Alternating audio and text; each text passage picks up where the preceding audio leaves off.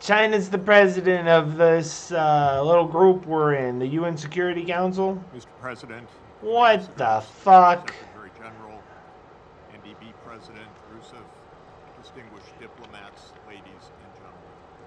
President Rusev? Rusev? Who?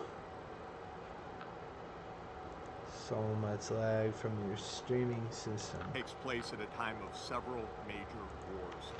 In my testimony, I will refer to four. The Ukraine War, which started in 2014 with the violent overthrow of Ukraine's President Viktor Yanukovych. The Israel-Palestine War, which has flared repeatedly since 1967. The Syrian War, which began in 2011. And the Sahel Wars, which began in 2012 in Mali and have now spread throughout the Sahel. These wars may seem intractable, but they are not. Indeed, I would suggest that all four wars could be ended quickly by agreement within the UN Security Council. One reason is that major wars must be fed from the outside, both with external finances and armaments. The UN Security Council could agree to choke off these awful wars by withholding external finance and armaments. This would require an agreement among the major powers. The other reason why these wars can end quickly is that they result from economic and political factors that can be addressed through diplomacy rather than scared. By addressing the underlying political and economic factors, the Security Council can establish conditions for peace and sustain. Out of line of sight, stop it. Let me consider each of the four wars in turn briefly. The war in Ukraine has two main political causes. The first is the attempt by NATO to expand Ukraine despite the timely and repeated objections by Russia. Russia considers NATO presence in Ukraine as a significant threat to Russia's security. The second political cause is the East-West ethnic division in Ukraine, partly along linguistic and partly along religious lines. Following the overthrow of President Yanukovych in 2014, ethnic Russian regions broke away. They're Druid of the Flame. And appealed for protection. They're fire druids.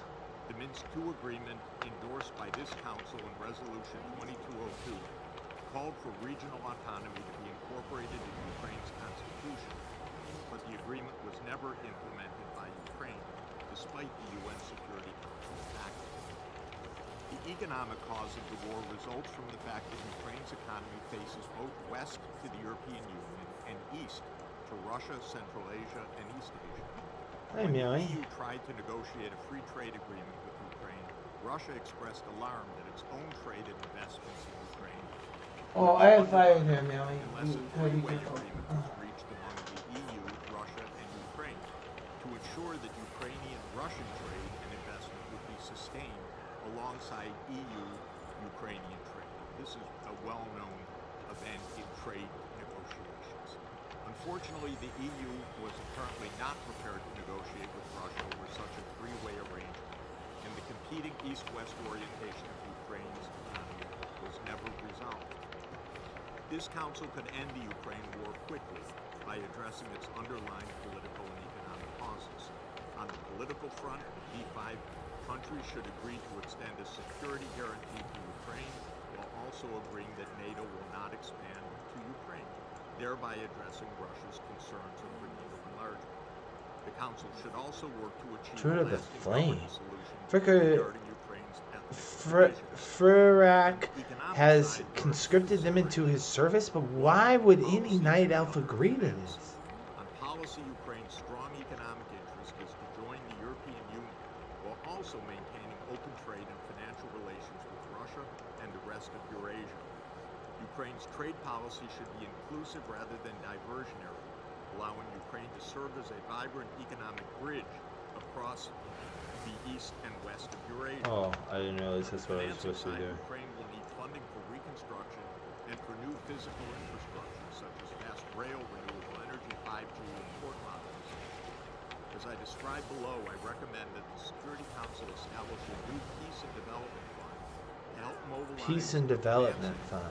To help Ukraine and other war zones to turn away from war towards recovery. Because war is the only thing keeping their economy going. Consider in a similar way be in the war, we're gonna be poor again. Quickly by the Council and enforcing the many UN Security Council resolutions made over several decades, calling for a return to the 1967 borders, an end of Israel's settlement activities in the occupied territories, and the two-state solution, including in UN Security Council's resolutions 242, 338, 1397, 1515, and 2334. Okay, Seth. It is clear that Israel and Palestine are unable to reach agreements in line with these UN Security Council resolutions. True. They want to kill each other forever. Repeatedly frustrate moderates who seek peace based on the two-state solution. It is high time, therefore, in my view, for the UN Security Council I know what to do with that. decisions by implementing a just and lasting solution that is in the interests of both Israel and Palestine, rather than allowing hardliners on both sides to ignore the mandate of this council They're and thereby to threaten pouring their burning magic into My it. recommendation to this council is that it immediately recognize the state of Palestine in a matter of days or weeks and welcome Palestine as a full member of the United Nations, with the capital in East Jerusalem and with sovereign control over the Islamic holy sites. The council should establish a peacekeeping force drawn heavily from the neighboring Arab countries to help provide security in Palestine. Such an outcome is in the overwhelming will of the international community and the manifest interest of both Israel and Palestine, despite the Bush development plan for the Eastern Mediterranean and the Middle East that supports climate resilience and the region's transition to green energy. The Council could similarly end the war in Syria. The Syrian war broke out in 2011 when several regional powers and the United States joined forces to topple the government of Syrian President Bashar al-Assad. This deeply misguided regime change operation failed, but it triggered a prolonged war with enormous bloodshed. Oh, is that supposed to go back? Including of ancient cultural heritage sites. Oh, The Council shit. should Their make flowers clear are... that all P5 countries and the countries in Syria's neighborhood are in full agreement that all regime change attempts are now permanently ended, and that the UN Security Council Where are works they? Oh, closely with the Syrian Christ. government on reconstruction and development. On the economic side, Syria's best hope is to become closely integrated into the Eastern Mediterranean and Middle East region, especially through the construction of physical infrastructure connecting Syria with Turkey, the Middle East, and the Mediterranean nations. The war in the Sahel has similar roots. Just as the regional powers in the U.S. aimed to overthrow the regime of Bashar al-Assad in 2011, the NATO powers similarly aimed to overthrow the regime of Muammar Gaddafi. In pursuing this aim, they grossly exceeded the mandate of UN Security Council Resolution 1973, which had authorized the protection of Libya's civilian population, but certainly not authorized a NATO. Sax, you're destroying the room. You gotta... you fight like that, you gotta keep your energy contained. You destroy the whole planet like that. Learn to fight with your energy controlled, man. You're going loose. You're letting it all out. You got a President of China is watching.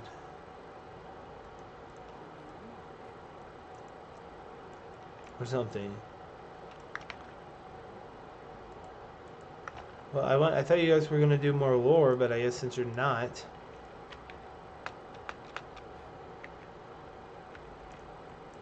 What am I waiting for now? Reach the hiding spot. Where the fuck is the hide? I'm hiding the whole time. Oh, this bush.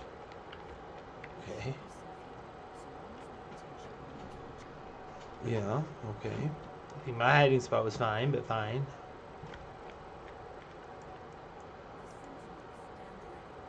What are the Druids of the Flame? You don't know.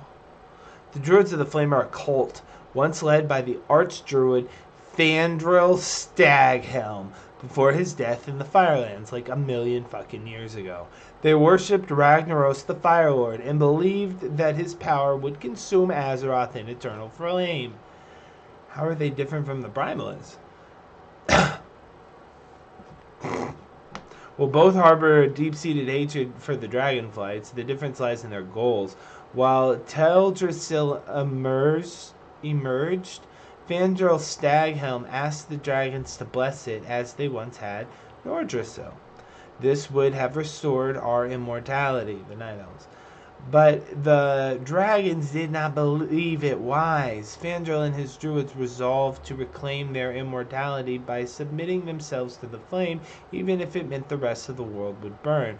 The primalists wished to see Azeroth rid of the influence of the Titans, including the dragons and all they stand for. They share the same hatreds. Their shared hatred may have forged this alliance. I want to ask about something else. Weren't they wiped out in the Firelands? Pretty sure I remember this raid. I had believed we had killed every one of them. Some must have escaped into the Firelands and rekindled their cult. No matter, we'll hunt them down right now. Okay. I never miss a shot, she says. Must not shoot enough. Chandris whispers to you, do you see that up ahead? The druids of the flame have captured what appears to be a keeper, a guardian in nature, sacred to our people. If their power is already enough to... Chandris shakes her head, then gestures at the dense shrubbery nearby. Stay hidden with me. We will listen to their we will listen to the incarnates, and perhaps discern what the druids intend to do with the keeper. Is this the incarnation of fire, incarnation of ice? Is that what's going on here? Tiberius, you are a genius.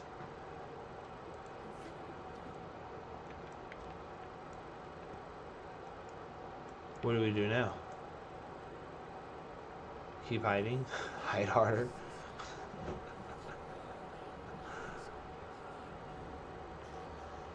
Who are you? Who is that? This is awesome.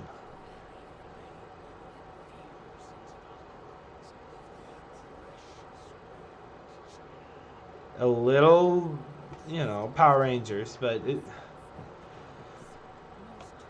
it's World of Warcraft. What the villains are supposed to be throwaway.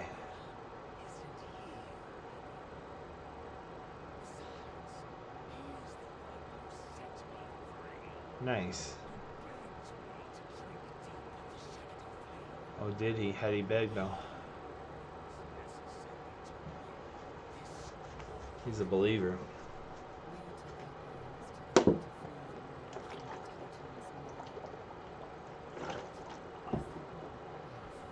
Not this genetic engineering, putting fire in the druids. Or the satyr, or whatever the fuck that is. Oh shit, he doesn't care about your ideology.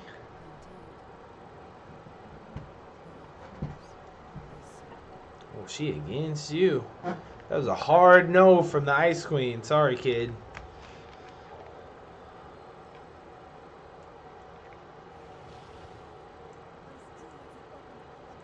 I'm not gonna fight that.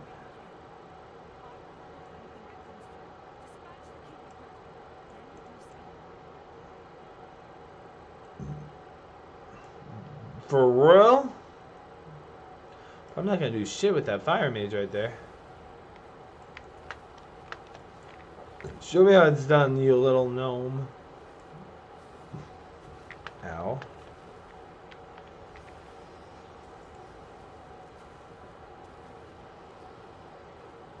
Is he ice? Can you tell? He's arcane.